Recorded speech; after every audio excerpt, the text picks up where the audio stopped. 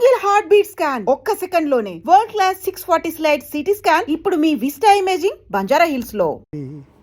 జాబిలం ఆ situation create చేసి ఆ పాట ఉంటే బాగుంటుంది అని చెప్పి ఆ పాట రాసింది, ఆ పాట క్రియేట్ చేసింది మీరేనని చెప్తూ ఉంటారు. అయితే నా ప్రశ్న అది ఏంటంటే, మీరు రాసిన పాటల్లో సినిమాని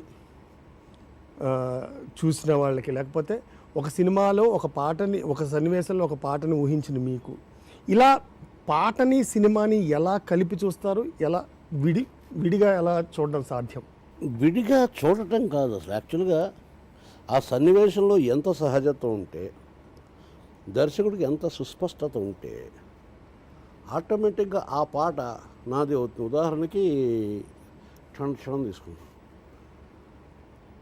క్షణంలో కథ అంతా అయిపోయిన తర్వాత ఎప్పుడో ఇంటర్వెల్ తర్వాత స్టార్ట్ అవుతాయి పాటలు. వదద్రతోటి అక్కడ అతని క్లారిటీ, వర్మ క్లారిటీ గురించి చెప్తాను, మీకు ఆశీర్వాదాలు.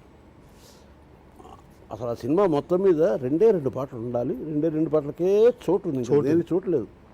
ఆ మనీ అనేటువంటి థీమ్ను మొత్తం తీసుకొచ్చి ఒక సీన్ రాయండి, ఆ సీన్ను పాటగా మారుద్దాం అంటే పాట రాయలేదు, సీనే రాశాను యాజ్ ఇట్ ఈస్. వాళ్ళిద్దరూ ₹1,00,00,000 వస్తేనో అని ఊహించుకుంటే, వాళ్ళిద్దరూ ఊహించుకోడు, అతను ఊహించుకుంటాడు. ₹1,00,00,000 వస్తే ఏం చేయొచ్చు అన్నప్పుడు మధ్యతరగతి వాళ్ళ ఆశలు ఎలా ఉంటాయి, అదంతా ఒక సీన్గా క్రియేట్ చేసినప్పుడు ఒక హోటల్లో మహారాజు గారి లాగా వంగినట్టు ఇంకొన్ని మన కుతూహలం కలిగించేవి మనం మర్చిపోయేవి.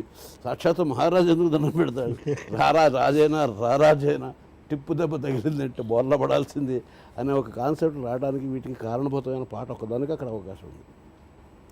మొదటి పాట కూడా పాటలు లేవే, ఎలా వెళ్ళిపోతుంది అన్నప్పుడు మొట్టమొదటి పాట. మిగిలిన పాటలు కూడా నేనే రాశా. ఆ బాగున్నాయా లేదా నేను చెప్పట్లేదు, కానీ ఈ పాట ఎందుకు నిలబడిపోయింది, ఇందులో మూడు అభ్యంతరాలు ఉన్నాయి. ఒకటి స్లో ట్యూన్, 2 అతలోక సుందరైనటువంటి శ్రీదేవి ఒంటి మీద బురదలు కొట్టి, మొహం మీద ఇంత బురద రాసి, అనవసరమైనటువంటి ఒక గోతిలోకి తోసి పక్కనే కూర్చుని అంత సౌందర్య రాశిని చూస్తూ ఏ రకమైన వికారానికి లోనవ్వకుండా పసిపాపం జోకూడదన్నట్టు జోకొడుతూ వాడు పాడాలి, అలాంటి ఆలోచనే విచిత్రం మొదటిది. రెండవది, నాకు వర్మ చెప్పింది, శాస్త్రి గారు ఇందులో నేను మిగిలిన పాటలకు ఆల్రెడీ పిక్చరైజేషన్ ఏర్పాటు చేసేసుకున్నాను. నేను నాకు అక్కడ కావాల్సింది కేవలం శ్రీదేవి, ఆమె హోయలు, ఆమె సంపూర్ణ సంపద, అదొకటే కావాలి. కాబట్టి ఏం తీయాలని నేను ఆల్రెడీ ఫిక్స్డ్, నాతో పేచి ఏం లేదు. కాబట్టి మీరు ఏమి రాస్తారన్నా నాకు అనవసరం, మంచి పాట రాసుకుంటే మీ ఇష్టం, మీ కర్మ, మీ ఇష్టం, మీ కర్మ. కిరణ్ గారు ఏం డ్యూటీ చేస్తారు చేసుకోండి, నేను ఓకే, అది ఎలా పిక్చరైజ్ చేయాలో నేను క్లియర్, నేను అలాగే చేస్తాను. మీరు రామాయణం రాసినా నేను అలాగే చేస్తాను, మీరు ఇంకో చద్దాలు రాసినా అలాగే చేస్తాను. అంత క్లారిటీ ఉన్నవాడు. సో అందుకనే అక్కడ నేను ఇందాక చెప్పాను, అరూప భావాలు ఇస్తాం. అందనంత ఎత్త తారా తీరం ఎందుకందంత. సినిమా కథకి ఏమైనా సంబంధం ఉందా? లేదు కదా. సినిమాకి సంబంధం లేనప్పుడు సినిమా నుంచి వేరుగా చేయడం అట్లాగా. జనరల్గా కూడా అందనంత తారా తీరం అని మనం అనుకోవచ్చు.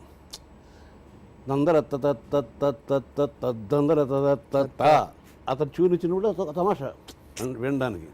నేను యాక్చువల్గా రాసింది ఏంటంటే, అందనంత ఎత్త తారా తీరం ఎందుకు అందదందా. ఒకసారి రాము ఇలా ఉలిక్కిపడి ఏమన్నారు ఎందుకు అందదందా తందరందా, అదేదో తత్త అన్నట్టుందండి, మార్చేద్దామంటే అందనంత ఎత్త తారా తీరం సంగతి ఏంటో చూద్దాం రా అని మార్చాను. కానీ ఎందుకు అందదందా అన్నదే నాకు నచ్చింది.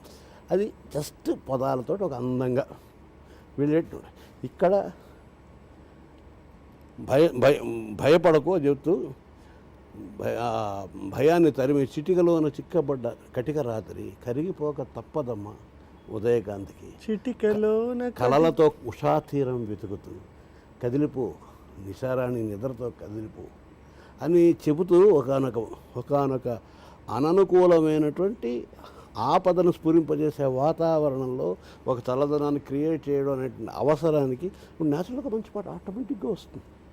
ఆ పాట ఎవరికైనా పాడుకోవచ్చు. ఒక తండ్రి తన పాపకు పాడుకోవచ్చు. జోరు గాలిలో జాబిలమ్మ జారనీయకే కళని జారిపోనివ్వటం అనేటువంటి ఒక కాన్సెప్ట్ జోరుగా ఈ సందర్భంలోనే ఒక అరూపమైన అనుభూతిని కుహు కుహు అనే స్నేహం విలువగా అలా. సో ప్రతి పదాలేవో పలుకగా కొనుకురాక బుట్ట బొమ్మ కుదురుందని వనములేచి వద్దకొచ్చి నిద్రపుచ్చని. ఇంత సుకుమారమైన భావాలు ఇవి మొత్తం టోటల్ ఆ పాటను చూసుకుంటే ఇంకా చిత్రం ఏంటంటే అదంతా సెట్లో వేసింది అది. సాక్షాత్ అడుగుని తీసుకొచ్చి దింపాడు. అలాంటి క్లారిటీ సినిమా సిచ్యుయేషన్లో ఉన్నప్పుడు నేను సాధారణంగా మన జీవితానికి అలాంటి సందర్భాలు ఉంటాయి. పాపలు బెదురుతారు వాళ్ళు. అక్కడ శ్రీదేవి కాదు, ఓ పాపాయి. అడవిలో చిన్న పురుగు కదిలితే ఇలా ఉలిక్కి పడే ఒక పాపాయి అనే కాన్సెప్ట్ మనం తీసుకుని విన్నాను కదమ్మా. అలాగే లాలిజో ఎన్నో పాటలు నేనున్నాను కదా. పాపలా నిదరో చాలింకా దీపమై చూస్తూ ఉంటాగా, దీపంలో చూస్తూ ఉంటాగా పాపలా నిద్ర. ఇది ప్రియుడు పడిన పాట అంటే ఎందుకు పాడకూడదు? ప్రియుడు అంటే ఇప్పుడు కామవికారంతో జ్వలించిపోతూ ఉండాలా? పురుషుల్లో తండ్రి ఉంటాడు, బిడ్డ ఉంటాడు, తోడబుట్టినవాడు ఉంటాడు, స్నేహితుడు ఉంటాడు. ఎందుకు చూడలేము? స్త్రీ అదృష్టితోటి, స్త్రీని ఆ దృష్టితో ఎందుకు చూడలేము? సో అలా చూస్తున్నప్పుడు ఇలాంటి పాట. సో సహజంగా సిచ్యుయేషన్స్ వాళ్ళు చెప్పేటప్పుడు దాంట్లోంచి అవకాశాన్ని నేను రాబట్టుకుంటాను, నా బాధ్యత. ఎందుకంటే అది దగ్గర తీసుకోదు. ఈ పాట వింటే ఏ సన్నివేశానికైనా పాడవచ్చు. డెఫినెట్గా అప్పుడు మనకి ఒక హీరో గారు గుర్తురాడు, హీరోయిన్ గుర్తురాదు, గుర్తు రాకపోవడమే నాకు కావాలి. సినిమా చూడండి, ఎంజాయ్ చేయండి, సిచ్యుయేషన్ సరిపోయింది కదా అని డైరెక్టర్ గారు ఓకే అనేసారు కదా. ఓకే అని బీజాక్షరాలు పడిపోయాయి కదా. ఆ బీజాక్షరాలు పడిపోయిన తర్వాత డైరెక్ట్గా మీ దగ్గరికి వస్తున్న విషయం వేరు ఇంకోటి.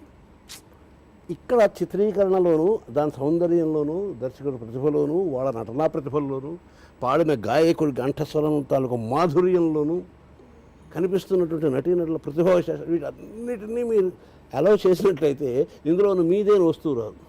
అంటే ఉదాహరణకి ఒక చిన్న కానుక తీసుకొచ్చి నీకు ఇచ్చాను నీ పుట్టినరోజు నాడు. ఆ కానుక నా స్తోమతను బట్టి అయితే చిన్న ఉంగరం కావచ్చు, లేకపోతే ఒక చిన్న పువ్వు కావచ్చు, లేకపోతే ఒక చిన్న ప్లాస్టిక్ ముక్క కావచ్చు, ఏదో ఒకటి కావచ్చు. వాట్ ఎవర్ ఇట్ ఈస్, నువ్వు దాని వాల్యూని బట్టి, దాని ఖరీదుని బట్టి ఇవ్వవు, నేను ఇచ్చే అక్కర్ని బట్టి ఇస్తావు. కానీ నేను అలాగే ఇచ్చేస్తానా? దాని చుట్టూ రకరకాల ర్యాపర్లు చుట్టూ దాని బరువులో పెట్టి దాన్ని ఇలా పెట్టి అది ఊడతీయటానికి అదో కార్యక్రమం. పెళ్ళైన తర్వాత కూడా నువ్వు చూసేవో లేదో, మూడు పిల్లలు ఎదురు కూర్చుని రిసెప్షన్ అయిపోయిన తర్వాత బట్లు హిరణ్యకశిపుడిని చీల్చినట్టుగా చీల్చి వెతుక్కుంటూ ఉంటారు. సో ఇవన్నీ పొరలు దాటిన తర్వాత నువ్వు నీ ఉత్సాహం సేపు అందులో ఏముందో చూడ్డానికి. అప్పుడు చిన్న తాజ్మహల్ బొమ్మ ఒక ప్లాస్టిక్ ఉంటుంది, అయినా సరే నీ ఎగ్జూబరెన్స్ చాలా ఎక్కువ ఉంటుంది. బహుశా నువ్వు చింపేసిన రేపటి దానికని ఖరీదైంది అయ్యి ఉండొచ్చు. కానీ నీకు ఆనందాన్ని కలిగించే వస్తువు మాత్రం దాని ఆ పొరల చాటున ఉంది. అలాగా ఆ అవకాశాన్ని తీసుకుని నీ ఆనందం కలిగించే వస్తువుని ఇస్తున్నావు. ఇది గుర్తు చేయటం మాత్రమే. ఒక్కసారి అవి మరిచిపోవడం ద్వారా ఇది గుర్తుకొస్తుంది.